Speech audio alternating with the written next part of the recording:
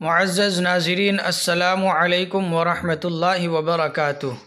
آج ہم بھارت کے ممتاز عالم دین، مفکر، دانشور اور فقیہ حضرت مولانا قاضی مجاہد الاسلام کے مختصر سوانح جانیں گے۔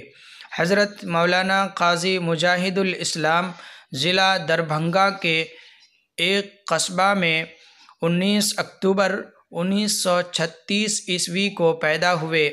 آپ کے والد ماجد حضرت مولانا عبدالاحد صاحب بھی ایک ممتاز عالم دین تھے۔ آپ نے ابتدائی تعلیم اپنے گھر میں حاصل کی۔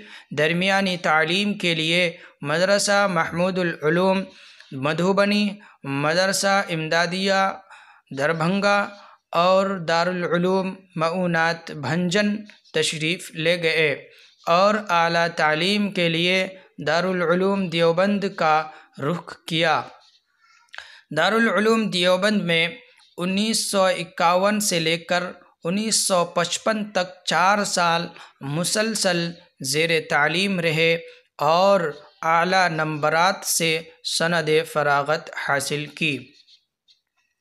فراغت کے بعد سب سے پہلے جامعہ رحمانیہ مونگیر میں استاذ کی حیثیت سے کام کرنا شروع کیا۔ محنت اور خداداد صلاحیتوں کی وجہ سے وہاں کے محبوب اور ہر دل عزیز بن گئے۔ امیر شریعت حضرت مولانا منت اللہ رحمانی نے انہیں 1961 میں امارت شرعیہ بہار و اڑیسہ کے قاضی القضات مقرر کیے، اور آپ اس منصب پر تا حیات فائز رہے۔ اس دوران آپ نے ہزاروں معاملات کے فیصلے کیے۔